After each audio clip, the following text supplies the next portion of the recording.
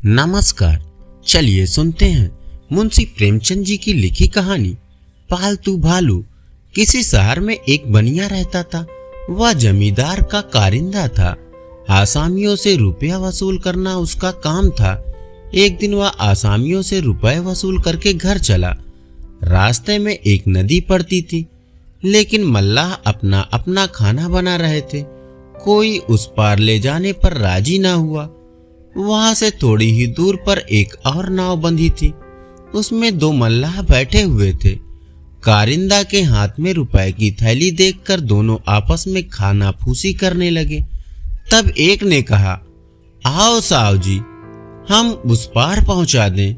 बनिया बड़ा सीधा आदमी था, उसे कुछ संदेह ना हुआ। चुपचाप जाकर नाव पर बैठ गया।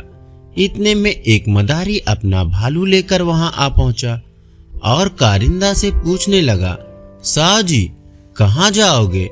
बनिए ने जब अपने गांव का नाम बताया तो वह खुश होकर बोला, मैं भी तो वहीं चल रहा हूँ। यह कहता हुआ वह भालू को लेकर नाव पर चढ़ गया। पहले तो मल्लाहों ने बहुत नाक भौं सिकोड़ा, मगर बात को ज्यादा पैसे देने पर राजी हो गए। नाव खुल गई। कारिंदा दिन भर का थका था। नाव धीरे धीरे हिलने लगी तो उसे नींद आ गई। मदारी भालू की पीठ पर सिर रखे मल्लाहों की ओर ताक रहा था। उन दोनों को थैली की तरफ बार बार ताकते देखकर उसे कुछ संदेह होने लगा। ये सब ठग तो नहीं है, उसने सोचा। जरा देखूं तो इन दोनों की क्या नीयत है। उसने झूठ मूठ आंखें बंद कर ली, मानो सो गया हो। अब नाव जोर से चलने लगी। करीब 2 घंटे के बाद कारिंदा चौंक कर उठा तो उसे अपने गांव का किनारा दिखाई दिया। मल्लाहों से बोला, बस बस पहुंच गए, नाव किनारे लगा दो। लेकिन मल्लाहों ने उसकी बात अनसुनी कर दी।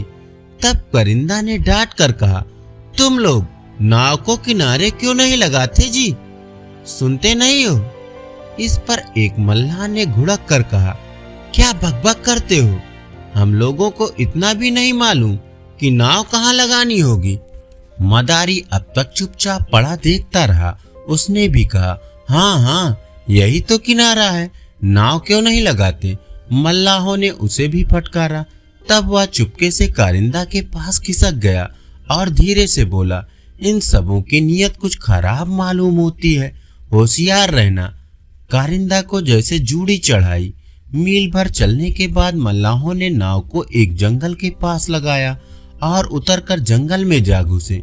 उनके साथ के कई डाकू जंगल में रहते थे। दोनों उनको खबर देने गए। बनिया बच्चों की तरह रोने लगा। अपना गांव मील भर पीछे छूट गया। वहां न कोई साथी न मददगार। मगर मदारी ने उसे तसल्ली दी। वो देखो, कई आदमी हाथ में मसाले लिए हुए नाव की ओर चले आ रहे हैं। जरूर या डाकुओं का गिरोह है। कारिंदा के हाथ पांव फूल गए। एकाएक मदारी भालू को लिए हुए नाव से उतरा और किनारे पर चढ़ गया। डाकू नीचे उतर ही रहे थे कि उसने अपने भालू को उनके पीछे ललकार दिया।